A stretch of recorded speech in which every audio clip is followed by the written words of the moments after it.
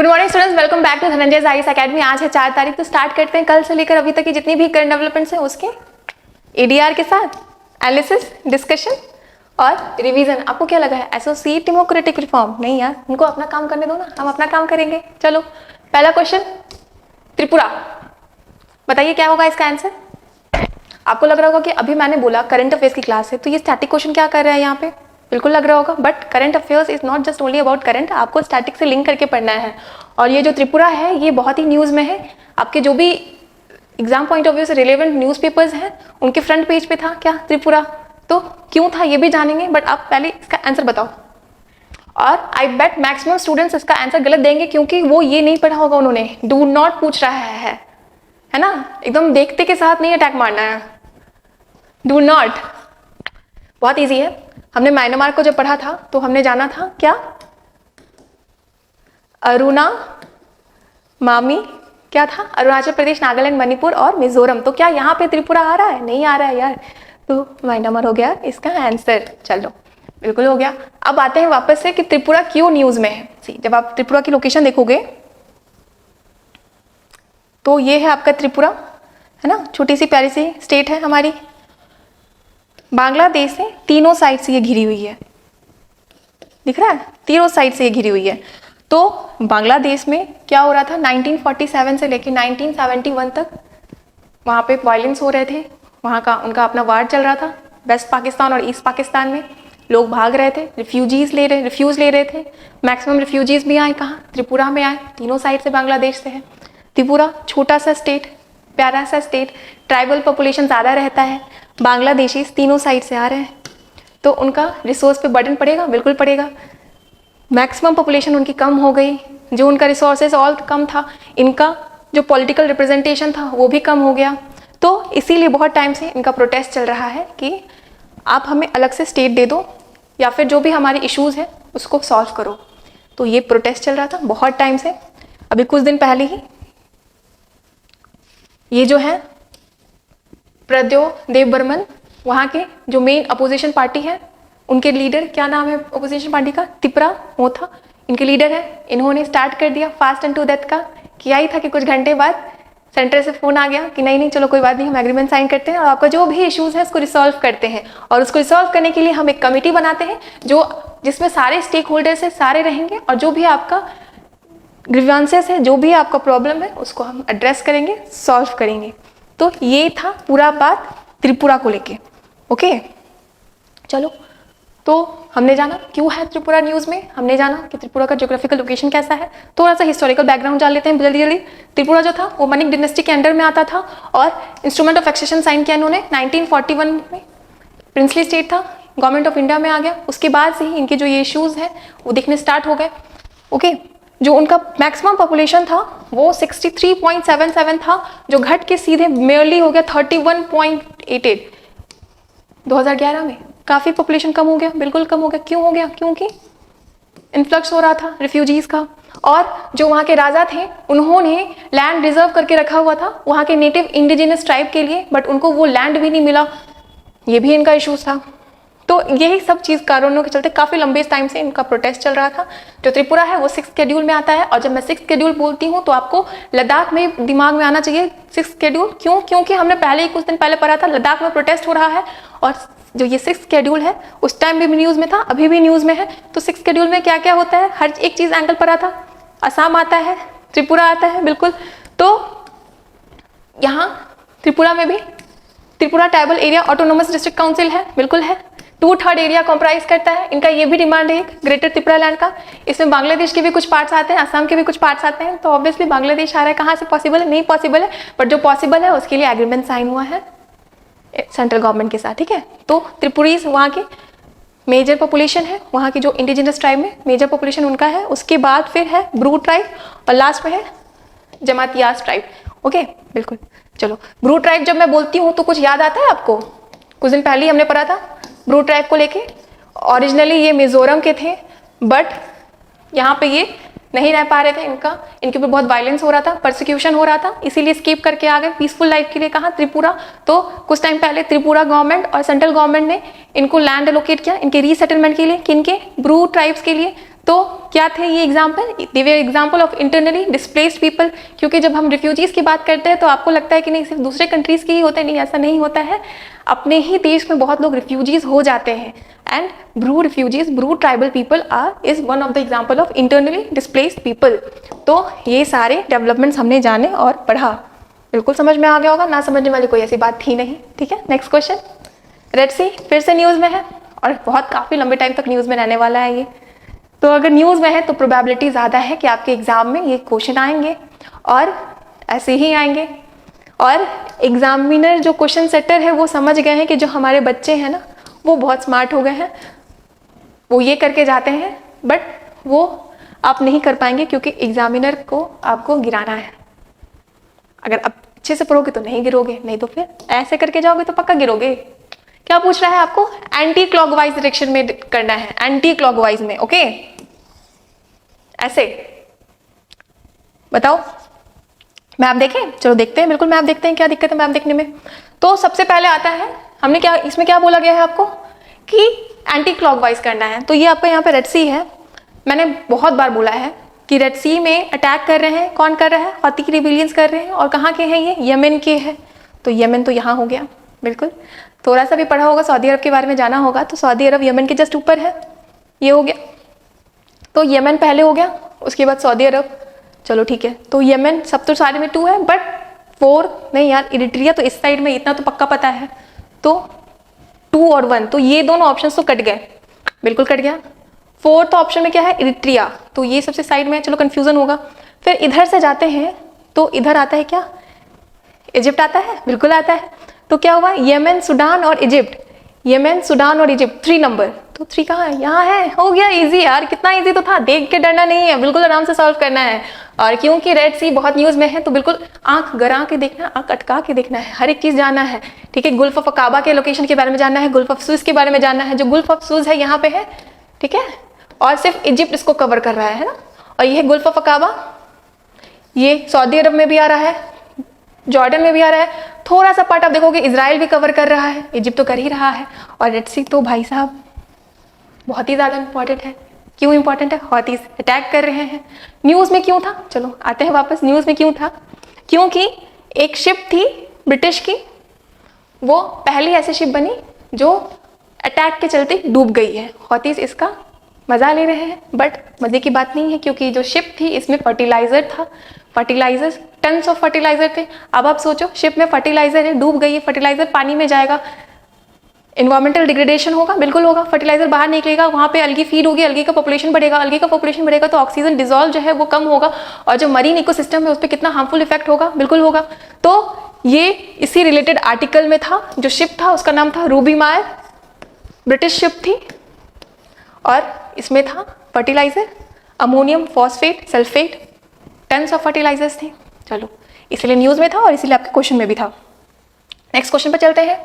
ये भी स्टैटिक है, कुछ टाइम पहले बढ़ा था, अभी घट गया है, रिवीजन कर लेंगे, बिल्कुल करेंगे। याद है इंडिया फॉरेक्स रिजर्व? आप सोचोगे क्या फॉरेन एक्सचेंज रिजर्व हम क्यों फॉरेन करेंसी रखें? हमारे पास अपनी बापूजी तो हैं, तो फिर हम क्यों रखेंगे दूसरे की बापूजी, मतलब दूसरे की करेंसी? अरे यार, अगर हमें किसी के साथ ट्रेड करना होता है तो हम तो देखने चाहेंगे ना कि जिसके साथ हम ट्रेड करें उसके पास पैसे है कि नहीं है। बापूजी तो हमारे इंडिया में चलते हैं, दूसरी जगह थोड़ी ना चलेंगे। अगर हमें अमेरिका वालों के साथ ट्रेड करना है, अभी हमने उनसे ड्रोन खरीदा है MQ-9B, अगर हमें उनका ड्रोन लेना है तो हम उन्हें बापूजी तो नहीं दे सकते, बिल्कुल नहीं दे सकते, हमें उन्हें डॉलर में ट्रेड करना पड़ेगा या फिर कुछ ऐसा जो वो ले सके। बापूजी लेके क्या करेंगे? हालांकि अभी हम कर रहे हैं बहुत जगह अपनी ही करेंसी में ट्रेड, बट मिलनी नहीं तो रखते हैं हम क्या? FER forex reserve. तो बताइए क्या क्या रखते हैं फॉरेक्स रिजर्व में? थोड़ा सा दिमाग लगाइए। अगर आप पढ़े हुए हैं आपने तो बहुत आराम से बना देंगे, आप नहीं पढ़ा है कोई बात नहीं, एलिमिनेट करेंगे हम। फॉरेन करेंसी है, RBI कस्टोडियन होता है, RBI अपने पास रखता है, पैसे रखेंगे फॉरेन करेंसीज में रखेंगे। लोन रखेंगे क्या? नहीं यार, लोन क्यों रखेंगे? तो लोन यहाँ पे आ रहा है तो ये तो आंसर गलत हो गया। लोन थोड़ी ना होता है रिजर्व, लोन तो लाइबिलिटी हो जाती है, तो लोन तो नहीं होगा, ऋण नहीं होगा, है ना। चलो ठीक है, उसके बाद ऑप्शन ए गया। सेकेंड ऑप्शन में क्या कह रहा है? चलो सेकेंड ऑप्शन छोड़ते हैं। यहाँ पे फिर आया लोन, वर्ल्ड बैंक का या कहीं का भी लोन। लोन तो लाइबिलिटी होता है, लाइबिलिटी कैसे हो गया फॉरेन एक्सचेंज रिजर्व? नहीं, लोन भी हट गया। और उसके बाद फिर यहाँ पे भी लोन आ रहा है, तो बहुत इजी था, अगर आंसर भी नहीं पता होगा तो बहुत आराम से सॉल्व कर लेते हैं आप। तो क्या क्या कंपोनेंट्स होते हैं? फॉरेन करेंसी एसेट्स, जो डॉलर होता है, पॉन्ड स्टर्लिंग होता है, वो सारे होते हैं। गोल्ड होल्डिंग्स होता है, आरबीआई के पास स्पेशल ड्राइंग राइट होता है, वो होता है। और इसके अलावा एक और कंपोनेंट होता है आईएमएफ में आपका कैपिटल रिजर्व सीट, ठीक है। तो ये चारों मिलकर कंपोनेंट बनाते हैं किसकी? फॉरेक्स रिजर्व की। बहुत इंपॉर्टेंट है आपके एग्जाम पॉइंट ऑफ व्यू से, स्टैटिक पार्ट है बट बहुत पूछे जाएंगे। क्वेश्चन आएगा आपको लगेगा अरे यार नहीं, इसीलिए इंपॉर्टेंट है क्योंकि बढ़ा है, थोड़ा सा ही बढ़ा है। पहले ही बोला था कि ये हमेशा इसकी रिपोर्ट आती रहती है। एग्जाम से पहले आप देख लेना कि किसकी रिपोर्ट आई है, जो भी आपको लगेगा वो पूछेंगे। वैसे एग्जामिनर भी रिफ्रेन करते हैं बट वन डे एग्जाम में बहुत इंपॉर्टेंट हो जाता है ये। तो इसको क्या कहते हैं? फॉरेन करेंसीज में लगते हैं। आरबीआई कस्टोडियन होता है। कंपोनेंट्स क्या होते हैं? 4 कंपोनेंट्स होते हैं, पहले भी पढ़ा था, जल्दी से रिवीजन कर लेते हैं। फॉरेन करेंसी एसेट्स जो होता है, ऑस्ट्रेलियन डॉलर, जापानीज येन हो गया, पॉन्ड स्टर्लिंग हो गया, ये सारे होते हैं। स्पेशल ड्राइंग राइट्स होता है। उसके अलावा जो आईएमएफ होता है उसमें अपना रिजर्व पोजीशन होता है। चलो नेक्स्ट क्वेश्चन पे चलते हैं। क्वेश्चन के साइड देख के डरना नहीं है, क्वेश्चन में बहुत सारी बातें निकल के आएंगी। बताइए किस मंत्रालय पूछ रहा है ये कि किस मंत्रालय की ने अनुसूचित जाति एससीज और अन्य पिछड़ा वर्ग ओबीसीज के छात्रों के लिए आवास आवश्यकताओं को पूरा करने के लिए विभिन्न राज्यों और केंद्रीय संस्थानों में पीएम अजय के तहत 34 आवासीय छात्रावासों का उद्घाटन और शिलान्यास किया है। पीएम अजय, इसके अंतर्गत किस मिनिस्ट्री ने 34 रेसिडेंशियल हॉस्टल स्टार्ट किए हैं? ये आपका क्वेश्चन है। पीएम अजय की बात कर रहे हैं यहाँ पे, बिल्कुल ये न्यूज़पेपर में था आपके, पीआईबी पे भी आया था। कभी खुला है पीआईबी? अगर एग्जाम की तैयारी कर रहे हो ना तो ये सब गवर्नमेंट साइट्स पे जाया करो, बहुत मजा आता है। डेली का आता है वहाँ पे, मतलब आप खोलोगे ना डे बाई डे जो भी डेवलपमेंट निकल के आते हैं अलग अलग मिनिस्ट्रीज के, सारे दिख मिल जाएंगे आपको। तो वहाँ पे ये था इस मिनिस्ट्री के सेक्शन के अंडर में, वहीं से मैंने लाया है। बताइए किस मिनिस्ट्री ने किया है ये इनॉग्रेशन? पीएम अजय के तहत। और हम यहाँ पे पढ़ेंगे, जी हाँ, जो हमारे एग्जाम पॉइंट ऑफ व्यू से इंपॉर्टेंट है। एग्जाम में तो ये नहीं पूछेंगे ना कि कितने हॉस्टल्स इनॉग्रेट किए गए हैं, बिल्कुल नहीं किए गए, आपसे ये पूछे जाएंगे, तो हम ये पढ़ेंगे। अब पहले बताइए किस मिनिस्ट्री ने किया है? MoSPI, ministry of statistics and programme implementation बिल्कुल नहीं करेगा, बट हमने पढ़ा था इसके अंतर्गत एनएसओ आता है। और एनएसओ क्या करता है? जीडीपी निकालता है। हमने परसों के ही क्लास में पढ़ा था जीडीपी को लेके। थर्ड क्वार्टर का आया है 8.4%, जी हाँ बढ़ गया है। क्यों बढ़ा है ये भी जाना था, कंजम्पशन बढ़ गया है, इन्वेस्टमेंट बढ़ गया है, इसीलिए डीटीपी भी बढ़ गया है। उसके अलावा हमने जाना था household consumption expenditure survey, हर एक एंगल डील किया था, बहुत इंपॉर्टेंट होगा क्योंकि 11 साल बाद आ रही है आपकी ये सर्वे। कौन जारी करता है, कौन कंडक्ट करवाता है? एनएसओ करवाता है, जो मॉस्पी के अधीन में आता है। चलो ठीक है। शिक्षा मंत्रालय को लेकर भी हमने पढ़ा था, इलेक्शन कमीशन ऑफ इंडिया के साथ मिलकर इन्होंने अवेयरनेस प्रोग्राम स्टार्ट किया है वोटर आउटकम बढ़ाने के लिए, और जो न्यू वोटर्स हैं उनको अवेयर करने के लिए। क्या था? मेरा पहला वोट देश के नाम किसने किया था? मिनिस्ट्री ऑफ एजुकेशन और इलेक्शन कमीशन ऑफ इंडिया ने मिलकर। जल शक्ति कल ही पढ़ा था, 6 की रिवर बेसिन्स है जो इंडिया के, उनको हम उन पे रिसर्च करेंगे along with 12 major institution of country. कौन करेगा? मिनिस्ट्री ऑफ जल शक्ति। तो बचा क्या? जी हाँ, सामाजिक न्याय मंत्रालय, मिनिस्ट्री ऑफ सोशल जस्टिस। तो इन्होंने 34 हॉस्टल्स का इनॉग्रेशन किया है एससीज के लिए, ओबीसीज के लिए, under project under the scheme of PM Ajay. क्या है? प्रधानमंत्री आदर्श ग्राम योजना। बहुत इंपॉर्टेंट होगा, बहुत बार एग्जाम पूछ ले जाते हैं। शॉर्ट नोट्स तो खास करके बहुत दम ध्यान से सुनना है। सी आदर्श ग्राम योजना क्या करेंगे? ये जो एससीज पॉपुलेशन है उनको हॉस्टल प्रोवाइड करवाएंगे, उनका इनरोलमेंट बढ़ाएंगे। ओके, इसके अंतर्गत आदर्श ग्राम जो मॉडल विलेजेस है वो बनाया जाएगा, हॉस्टल्स बनाए जाएंगे। जो भी एनआईआरएफ में जो भी अच्छे एजुकेशन इंस्टीट्यूशंस आते हैं उसमें वहाँ पे हॉस्टल्स बनाएंगे एससीज के लिए। ये सारे काम होगा किसके अंतर्गत? पीएम अजय के अंतर्गत। और एलिजिबिलिटी क्राइटेरिया भी है, ऐसे एससीज जो बीपीएल में आते हैं उनके लिए है ये। क्या? पीएम अजय, ठीक है, बिल्कुल ठीक है। तो पढ़ा क्या हमने? कल पढ़ा था पीएम जनमन, आज पढ़ा पीएम अजय। रोज कुछ ना कुछ अच्छा पढ़ेंगे। Global waste management outlook 2024 publish किया है, किसने किया? अब बताइए किसके द्वारा प्रकाशित किया गया है? World economic forum? नहीं यार, वर्ल्ड इकोनॉमिक फोरम में तो नहीं किया है। डब्ल्यूएचओ। ये क्यों करेंगे? डब्ल्यूएचओ ने क्यों करेंगे? ये हेल्थ ऑर्गेनाइजेशन है। बट हमने क्या पढ़ा था? जी बिल्कुल पढ़ा था, गिनी वार्म डिजीज के बारे में। क्या पढ़ा था? सिर्फ 6 केसेस बच गए हैं 2023 में, ऐसा देखा गया था। इरेडिकेट होने वाला है ग्लोबली। कौन करता है? डीमाटोड करता है। क्या नाम था? ड्रैगन कोलासिस। क्या? गिनी वार्म डिजीज। चलो ठीक है। WTO बहुत कुछ जाना था हमने। 13th मिनिस्ट्रियल मीटिंग हो रही है एडिस अबाबा, कहाँ, इथियोपिया में। क्या हो रहा है, WTO हो रहा है। एक फंड इन्होंने स्टैब्लिश किया है वुमेन एंटरप्रेन्योर्स के एक्सपोर्ट को इन्हेंस करने के लिए, डिजिटल इकोनॉमी जिसमें वुमेन्स आएंगी उनके लिए ये फंड स्टैब्लिश किया है। किसने किया है, WTO ने किया है। कहाँ हो रहा है इनका मिनिस्ट्रियल मीटिंग, एडिस अबाबा, इथियोपिया में हो रहा है। तो क्या बचा, UNEP।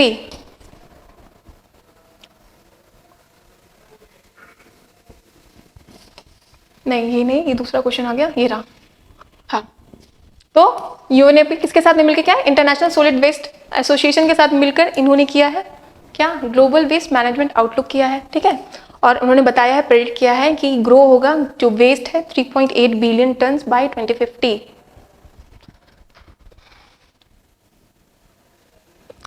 बहुत न्यूज में है, बहुत इजी है, बताइए। इंटरनेशनल बिग कैट अलायंस बहुत आराम से पता होगा, किसने किया है स्टार्ट, मॉरिशस। नहीं है, मॉरिशस ने किया है, आपको ही पता है, मुझे ही पता है, हमें ये भी पता है कि मैं क्यों कह रही हूँ मॉरिशस। जी हाँ, कल हमने पढ़ा था आग लगा आइलैंड, नहीं यार, अगलीगा आइलैंड। क्या पढ़ा था, यहाँ पे हमारे मोदी साहब ने पवित्र जगन्नाथ के साथ मिलके एयर स्ट्रिप इनॉग्रेट किया है। कहाँ किया है, अगलीगा आइलैंड जो मॉरिशस का है। चलो ठीक है। इथियोपिया अभी पढ़ा, 13th मिनिस्ट्रियल मीटिंग WTO की हुई थी एडिस अबाबा, इथियोपिया में। उसके अलावा हमने एक टर्म पढ़ा था, एक रीजन जाना था, टिग्रे रीजन। क्या था ये, नॉर्थ ऑफ इथियोपिया में आता है। और क्यों न्यूज में था, क्योंकि रिपोर्ट आई है जिसमें कहा गया है कि 400 people of Ethiopia have recently died due to starvation. कहाँ, टिग्रे रीजन, कहाँ, इथियोपिया। बहुत न्यूज में रहता है। टिग्रे रीजन कहाँ का है, इथियोपिया का है। चलो ठीक है। श्रीलंका कल ही पढ़ा था हमने, साइन किया, हस्ताक्षर किया है, डेवलप करेंगे हाइब्रिड रिन्यूएबल एनर्जी। कहाँ, श्रीलंका के जाफरा आइलैंड में। तो क्या बचा, जी हाँ, हमारा इंडिया। हमारी इंडिया ने international big cat alliance start किया है। क्या करेंगे, कंजर्वेशन की करेंगे बिग कैट्स की। 7 बिग कैट्स जो है, जो जिसमें से 4 इंडिया में आते हैं, 2 इंडिया में नहीं पाया जाता, एक तो प्यूमा हो गया और एक जैगुआर हो गया। ये इंडिया में नहीं पाया जाता, उसके अलावा जो भी बचे 4 उनके कंजर्वेशन की बात कहेंगे। जो भी कंट्रीज इनका कंजर्वेशन चाहते हैं वो इस अलायंस का पार्ट बन सकते हैं। तो इंटरनेशनल सोलर अलायंस के बाद ये जो है ऐसा अलायंस बनेगा जिसका हेडक्वार्टर कहाँ होगा, इंडिया में होगा। और इनिशिएट किसने किया है, हमारे इंडिया ने किया है, ठीक है। पैसा भी आवंटन कर दिया है, काफ़ी पैसे हैं। किसके लिए, इनको करने के लिए। कंजर्व ऑब्जेक्टिव क्या है, cooperation for conservation of 7 big cats, जिसमें से 5 इंडिया में है, 2 नहीं है इंडिया में। अच्छा 4 + 2 6 जैगुआर और पूमा जो है इंडिया में नहीं है। ओके बिल्कुल, अभी इंडिया में फॉर्म किया है। इंटरनेशनल सोलर अलायंस जब फॉर्म हुआ था तो बहुत न्यूज़ में था और बहुत सारे एग्जाम में पूछा गया है। अभी इंटरनेशनल ये जो बिग कैट अलायंस है ये भी पूछे जाएंगे। काफ़ी इजी। समुद्र लक्ष्मण एक्सरसाइज है, इंडिया कर रहा है, किसके साथ कर रहा है, अब बताइए।